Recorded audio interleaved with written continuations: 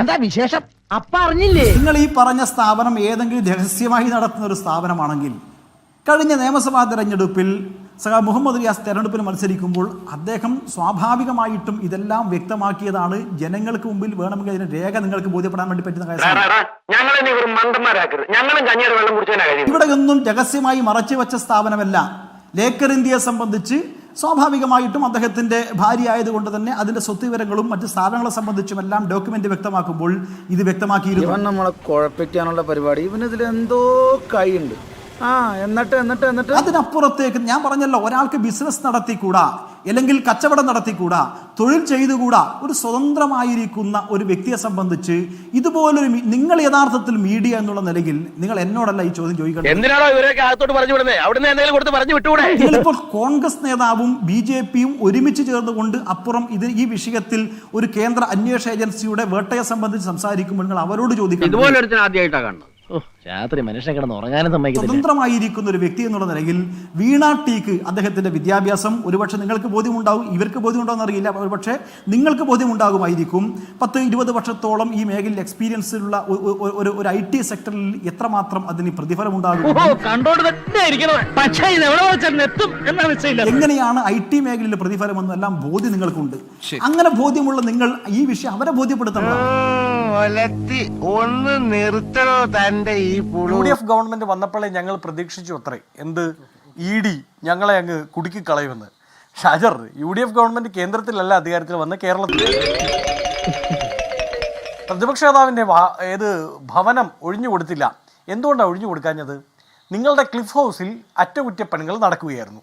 ആ ഒറ്റകുറ്റപ്പണികൾക്ക് തുടക്കം കുറിച്ചത് അല്ലെങ്കിൽ ഓർഡർ ഇട്ടത് അവസാനമായി പിണറായി വിജയൻ ഇറങ്ങി പോകുന്നതിന് മുമ്പ്. മറന്നിട്ടൊന്നുമില്ല. അയ്യോ, എന്ന് ഞാൻ ഓർക്കണില്ല, നീ ഓർക്കുകയല്ല. അപ്പൊ അത് പൂർത്തീകരിക്കാതിരുന്നതിന്റെ കൂടെ കുറ്റം, അതായത് ഞങ്ങൾ ED-യെ കൊണ്ട് നിങ്ങളെ അങ്ങ് കുടുക്കി കളഞ്ഞേക്കാം എന്ന് പറഞ്ഞ് പിണറായി വിജയനെ കൊണ്ട് ക്ലിഫ് ഹൗസിന്റെ അറ്റകുറ്റപ്പണിയും തുടങ്ങിപ്പിച്ചു എന്ന് അങ്ങ് പറഞ്ഞാൽ, അദ്ദേഹത്തിന്റെ മുൻ പ്രിൻസിപ്പൽ സെക്രട്ടറി ശിവശങ്കരൻ പറഞ്ഞത് നാപ്കിൻ പേപ്പർ കൊണ്ടേ കൊടുത്താലും ഒപ്പിട്ട് കൊടുക്കുമെന്ന്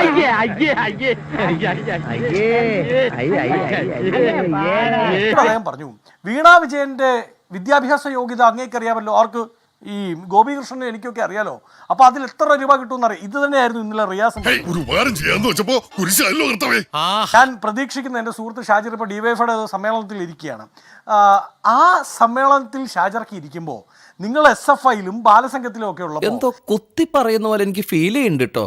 കുത്തിയില്ലല്ലോ, കുത്താൻ പോണല്ലേ ഉള്ളൂ. ഞാൻ ഈ ചർച്ചയുടെ തുടക്കത്തിൽ സൂചിപ്പിച്ച സഹാവ് ബിനീഷ് കോടിയേരി അടക്കമുള്ളവർ നിങ്ങളുടെ പാർട്ടിക്ക് വേണ്ടി SFI-യുടെ യൂണിറ്റ് കമ്മിറ്റികൾ ഉണ്ടാക്കി കേരളത്തിൽ നടക്കുന്ന സമയത്ത് വീണ വിജയൻ വിദ്യാഭ്യാസത്തിന് വേണ്ടി കോയമ്പത്തൂര് പോയി പഠിക്കും. ഈ പാടിന്റെ പുറകിൽ ഒരുപാട് കഥകളുണ്ടല്ലേ ഈശോ മറിയ ഔസേപ്പേട്ട. അവരുടെ വിദ്യാഭ്യാസ യുവതി അവർക്ക് BTech ആണുള്ളത്, അല്ലെങ്കിൽ B ആണുള്ളത്, അവർക്ക് MTech ഇല്ല. അതായത് അവർക്ക് PG വിദ്യാഭ്യാസം ഇല്ല, ഡിഗ്രി വിദ്യാഭ്യാസം. ഇതൊക്കെ കയ്യോടെ പിടിച്ചു കൊടുത്തില്ലെങ്കിലേ നീയൊക്കെ വഷളായി നാടിനും വീടിനും. അത് വെച്ചുകൊണ്ട് അവർക്ക് എത്ര രൂപ കിട്ടുമെന്ന് ചോദിച്ചാൽ, മാക്സിമം അവർ ഒറാക്കിളിലേക്കാണ് വർക്ക് ചെയ്തത്. മാക്സിമം ഒരു പോയാൽ 1 ലക്ഷം രൂപ കൂട്ടിക്കോ, 2 ലക്ഷം രൂപ കൂട്ടിക്കോ. എന്നാൽ അത്രയാണോ കിട്ടിയത്? അതിന്റെ എത്രയോ ഇരട്ടിയാണ് കിട്ടിയത്. അപ്പൊ അങ്ങനെ കിട്ടണമെങ്കിൽ പോലും തൊഴിൽ ചെയ്യണം, ജോലി ചെയ്യണം. ഇവിടെ എന്ത് ജോലിയാണ് ചെയ്തത് എന്നാണ് പ്രധാനപ്പെട്ട ചോദ്യം. അതിന് ഉത്തരം പറഞ്ഞാൽ മതി ഷാജിർ. UDF ഗവൺമെന്റ് നിങ്ങളെ വേട്ടയാടുന്നു എന്ന് പറയാൻ ഞങ്ങളുടെ ഏതെങ്കിലും അന്വേഷണ ഏജൻസി നിങ്ങളുടെ ഈ കേസിന്റെ അകത്ത് ഇടപെട്ടിട്ടുണ്ടോ? ഇനി അങ്ങ് പറഞ്ഞു, സുപ്രീം കോടതി പറഞ്ഞു ഇതിന്റെ അകത്ത് യാതൊരു തെളിവുമില്ല. പക്ഷേ അങ്ങനെയാണെങ്കിൽ നിങ്ങളുടെ ഈ വ്യക്തിയായ വീണ വിജയൻ ഉണ്ടല്ലോ, ആ വീണ വിജയന് കോടതിയെ സമീപിക്കാം. ED-യുടെ കേസും അന്വേഷണവും എല്ലാം എന്ത് ചെയ്യണം? നിർത്തിവെക്കണം. കാരണം സുപ്രീം കോടതി തന്നെ ഒരു സ്റ്റേറ്റ്മെന്റ് നടത്തിയിരിക്കുന്നു, ഈ കേസിൽ യാതൊരു വിധ തെളിവുമില്ല എന്ന് പറഞ്ഞുകൊണ്ട് നിങ്ങൾക്ക് കോടതിയെ സമീപിക്കാം, നിങ്ങൾക്ക് ഹൈക്കോടതിയെ സമീപിക്കാം. എന്താ സമീപിക്കാത്ത? അപ്പൊ ഇതിനകത്ത് എന്തോ ചുറ്റിക്കളി ഉണ്ടല്ലോ. എന്ത് ചുറ്റിക്കളി? ഒരു ചുറ്റിക്കളി ഇല്ലല്ലേ? ശരി, അല്ല സമീപിക്കുന്നേ, സുപ്രീം കോടതിയെ സമീപിക്കുന്നേ. ED-യുടെ കേസ് ഇല്ല ഷാജിറെ. ഞാൻ പറഞ്ഞെന്താണ് എന്റെ ചോദ്യം ഇല്ല ഷാജിറെ. ഞാൻ പറയുന്നത് ഷാജിറെ അല്ല ഷാജിറെ, എന്റെ ഉത്തരം പറയാം. അങ്ങനെ ഒരു ചോദ്യം ചോദിച്ചു കഴിഞ്ഞിട്ട് എനിക്ക് അതിന് ഉത്തരം പറയാൻ സമയം തരണ്ടേ? അതും എന്റെ അവസരത്തിൽ കയറി ഇടപെട്ടിട്ട് അങ്ങ് ഒരു ചോദ്യം ചോദിച്ചു. ആ ചോദ്യത്തിന് ഞാൻ ഉത്തരം പറഞ്ഞ അങ്ങ് കേക്ക്. അങ്ങ് സംസാരിച്ചപ്പോ എനിക്ക് തുടക്കം തൊട്ടേ എതിരഭിപ്രായം ഉണ്ടായിരുന്നു. അങ്ങ് ഒരു ചോദ്യം ചോദിച്ചു, സുപ്രീം കോടതിയുടെ മുകളിൽ ഒരു കോടതി ഉണ്ടോ എന്നാണ് അങ്ങയുടെ ചോദ്യം. ഉത്തരം പറയാം. എവിടെ? ഇതൊരു നടക്ക് പോണ ലക്ഷണില്ല. ഞാൻ ഇവന്റെ 2 വാങ്ങിച്ചിട്ടേ പോവുള്ളൂ. അദ്ദേഹത്തിന്റെ ചോദ്യം എന്താ? സുപ്രീം കോടതിയുടെ മുകളിൽ ഒരു കോടതി ഉണ്ടോ? അല്ല, ഉത്തരം പറയാം ഷാജറെ, കേക്ക് അങ്ങൊന്ന് കേൾക്കണ്ടേ? അങ്ങേക്ക് ഉത്തരം വേണ്ട, ചോദ്യം മാത്രം മതി. അങ്ങ് ചോദിച്ചോണ്ടിരുന്നോ?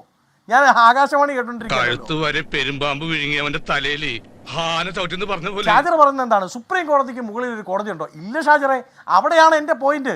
ഏത്?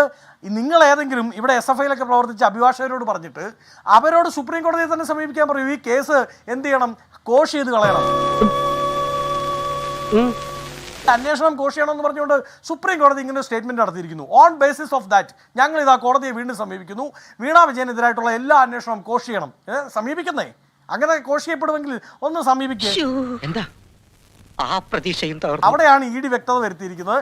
ഞങ്ങളുടെ കയ്യിൽ തെളിവുണ്ട്, ഞങ്ങളുടെ കയ്യിൽ ഈ അന്വേഷണവുമായി മുമ്പോട്ട് പോകാനുള്ള എല്ലാ കാര്യങ്ങളും ഉണ്ടെന്ന് ED പറയാണ്. ഇതിലും ഭേദം അവൻ അങ്ങനെ ഇട്ട് 2 തരുന്നതായിരുന്നു. അങ്ങ് പറഞ്ഞു, എന്തിനാണ് വ്യക്തിയായിട്ടുള്ള വീണാ വിജയനെ നിങ്ങൾ വേട്ടയാടുന്നത്? വ്യക്തിയായിട്ടുള്ള വീണാ വിജയനെ ന്യായീകരിക്കാൻ എന്തിനാണെന്ന് അവൈലബിൾ സെക്രട്ടേറിയറ്റ് വിളിക്കുന്നത്? അതിന് ഉത്തരം പറ.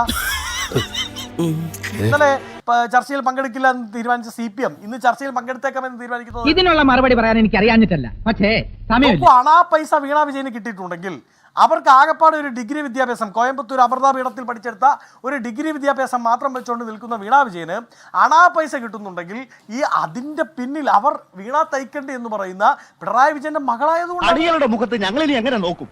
തത്വം പഠിപ്പിച്ചാൽ മാത്രം പോരാ, റിയാസിന്റെ ഭാര്യ ആയതുകൊണ്ടാണ് ആ ലെവലിലാണ് ഇൻവെസ്റ്റിഗേഷൻ പോകുന്നത്. അതുകൊണ്ടാണ് ഞാൻ പറഞ്ഞത് KK ശൈലജയുടെ പരിസ്ഥിതി വകുപ്പ് ഏറ്റെടുത്തത് എന്തിനാണ്? അതിനുശേഷം എങ്ങനെയാണ് ഇവർക്ക് പൈസ കിട്ടിക്കൊണ്ടിരിക്കുന്നത്? എങ്ങനെയാണ് 2016 പിണറായി വിജയൻ വരുന്നതിന് മുമ്പ് 2016 ജനുവരി മാസം തൊട്ട് പിണറായി വിജയൻ അധികാരത്തിൽ വരുന്ന മാർച്ച് മാസം വരെ മാത്രം മലയാള ദേശം എന്ന് പറയുന്ന ഒരു പത്രം ആര് നടത്തിയത്? കരിമണൽ കർത്ത നടത്തിയത്. തീർന്നിട്ടില്ല, ബാക്കി വന്നിട്ട് തരുന്നുണ്ട്. എങ്ങനെയാണ് ആ പത്രത്തിൽ നിരന്തരമായി അന്ന് സഖാവ് VS മുഖ്യമന്ത്രിയാകുമെന്ന് സഖാക്കളെല്ലാം വിശ്വസിച്ചിരുന്ന സമയത്ത് അല്ല പിണറായി വിജയൻ വരാൻ പോകുന്നു എന്ന് ആ പത്രം എഴുതിക്കൊണ്ടിരുന്നത്? എങ്ങനെയാണ് പിണറായി വിജയൻ മുഖ്യമന്ത്രിയായതിന്റെ പിറ്റേ ദിവസം ആ പത്രം പൂട്ടിപ്പോയത്? അദ്ദേഹത്തിന്റെ PR പണി ആ പത്രം ഏറ്റെടുത്തത്? തുടങ്ങി പല ചോദ്യങ്ങളുണ്ട്. അതിന് അന്വേഷണം അങ്ങ് വരളി പിടിച്ചിട്ട് കാര്യമൊന്നുമില്ല. എനിക്ക് ഇപ്പോ ഈ ഷാജറിന്റെയും ഈ പറയുന്ന ഇത് ന്യായീകരിക്കാൻ വരുന്ന CPM നേതാക്കളുടെ ഒക്കെ അവസ്ഥ നോക്കിയൊരു വിഷമം. എന്നെ കൊണ്ടൊന്നും പറയിപ്പിക്കണ്ട, ഇത്രയൊക്കെ വരുത്തി വെച്ചിട്ട്. എന്താണെന്ന് വെച്ചാൽ ഇവരൊന്ന് പാർട്ടിക്കാരി അല്ലാത്ത ഒരാളെ ന്യായീകരിക്കേണ്ട അവസ്ഥയാണ്. അവരുടെ ഒരു പേഴ്സണൽ ബിസിനസ്സിനെയാണ് ന്യായീകരിക്കേണ്ടി വരുന്നത്. ഇതെല്ലാം ന്യായീകരിച്ചു കഴിഞ്ഞ് ന്യായീകരിക്കുക എന്ന് ഞാൻ ഇന്ന പോസിറ്റീവ്